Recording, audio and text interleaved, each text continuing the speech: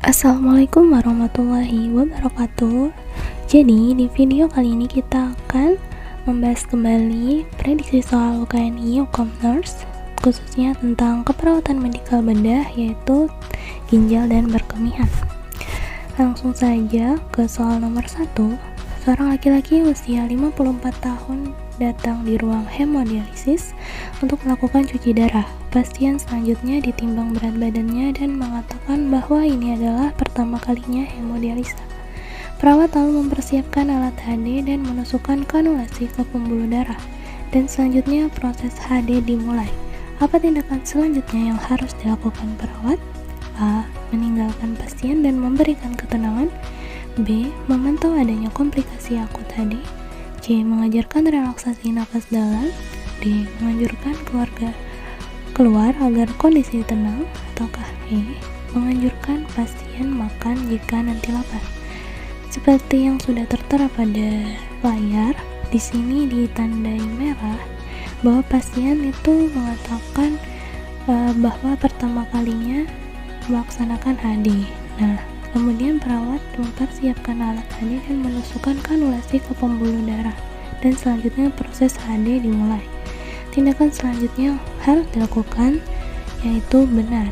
B. Memantau adanya komplikasi akut HD.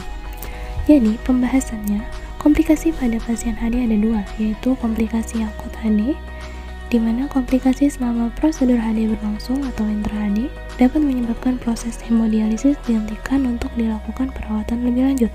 Komplikasi yang cukup sering terjadi adalah masalah hemodinamik seperti hipotensi ataupun hipertensi, sakit kepala, sakit punggung, gatal, demam, sakit dada, dan menggigil.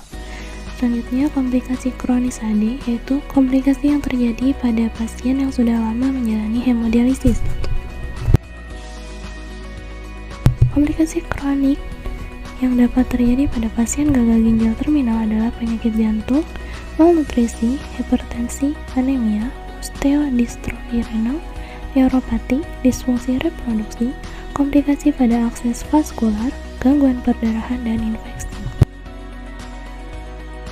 Lanjut soal nomor 2. Seorang perempuan usia 56 tahun masuk RS karena odema nasarka atau pembengkakan di seluruh tubuh.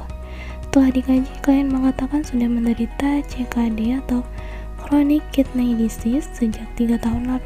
Hasil TTP didapatkan RR 20 kali per menit, tekanan darah 140/90 mm hidrangirum, nadi 90 kali per menit, suhu 37 derajat Celcius. Klien mengatakan bahwa selama ini minum sesuka hatinya dan tidak melakukan pembatasan cairan karena tidak tahan haus. Apa tindakan yang bisa dilakukan oleh perawat? A. Menyarankan untuk minum sedikit tapi sering. B. Menyarankan posisi kaki pasien lurus dan tidak boleh diangkat. C. Menyarankan untuk memakan es batu ketika haus.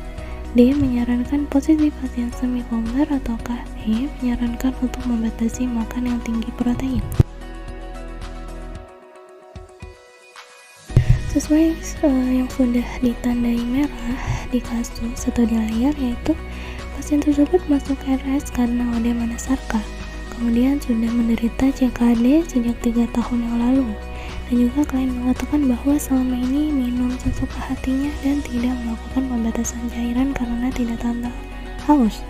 Jadi yang bisa kita lakukan benar sekali, yaitu C. Menyarankan untuk memakan es batu ketika haus. Seperti yang kita ketahui bahwa pasien yang menderita penyakit CKD tidak boleh minum terlalu banyak karena ada batas untuk cairan yang harus dikonsumsinya. Next, seorang laki-laki usia 45 tahun didiagnosis CKD stage 5 dengan riwayat menderita DM sejak 5 tahun yang lalu. Pasien masuk RS dengan keluhan sesak napas berat dan edema di kaki. Hasil pemeriksaan didapatkan RR 25 kali per menit, tekanan darah 150/90 mm hidrangirum, nadi 103 kali per menit, suhu 36,7 derajat Celcius, adanya peningkatan JVP, suara napas ronki basah halus. Pasien selanjutnya dipindahkan ke ruang intensif VF dan dipasangkan masker breathing mask 10 liter per menit. Pasien juga diberikan insulin untuk mengontrol kadar glukosa darah dan diuretik. Beberapa jam kemudian, pasien mengeluh pusing dan menggigil, serta ekstremitasnya dingin. Apakah tindakan selanjutnya yang harus dilakukan? A. Menaikkan LPM oksigen pasien. B. Memberikan diuretik ekstra atau tambahan. C. Mengecek kadar glukosa darah pasien. D. Meningkatkan dosis insulin, ataukah E. Mengganti masker dengan NRBM. Jadi kita fokuskan pada kalimat yang sudah ditandai merah, yaitu pasien tersebut didiagnosis CKD stage 5 dengan riwayat menderita DM sejak 5 tahun lalu. Kemudian keluhan masuk RS-nya itu adalah sesak napas berat dan edema di kaki. Dan juga pasien juga sudah diberikan insulin untuk mengontrol kadar glukosa darah dan diuretik. Namun beberapa jam kemudian pasien mengeluh pusing dan menggigil serta ekstremitasnya dingin. Maka benar sekali jawabannya adalah mencek kadar glukosa darah pasien. Karena dari tanda gejala yang pasien alami itu bisa menandakan terjadinya fluktuatif kadar glukosa darahnya. Next, nomor 4. Seorang laki-laki usia 60 tahun menderita BPH atau benign prostatic hypertrophy dan akan dilakukan operasi TURP atau transurethral resection prostat. Setelah dilakukan operasi TURP, melakukan tindakan spooling kateter pada pasien. 5 jam kemudian, perawat mengecek urin bag dan tampak masih merah. Sementara itu, NaCl yang digunakan untuk spooling kateter sudah habis. Apa tindakan selanjutnya yang harus dilakukan? A. Menghentikan pemberian NaCl. B. Melanjutkan pemberian NaCl dengan tetesan lambat. C. Melanjutkan pemberian NaCl dengan tetesan cepat. D. Melepas kateter dan mengganti dengan kateter two-way, ataukah E. Mengganti urin bag. Jadi pasien di kasus itu akan dilakukan tindakan spooling kateter. Jadi selama 5 jam kemudian perawat mengecek urin bag dan tampak masih merah. Namun sementara itu NaCl yang digunakan untuk spooling kateter sudah habis. Jadi benar sekali, jawaban yang benar adalah melanjutkan pemberian NaCl dengan tetesan cepat. Karena jika saat dilakukan spooling kateter NaCl sudah habis, maka kita harus cepat menggantinya agar tidak terjadi sumbatan darah pada saluran kateternya.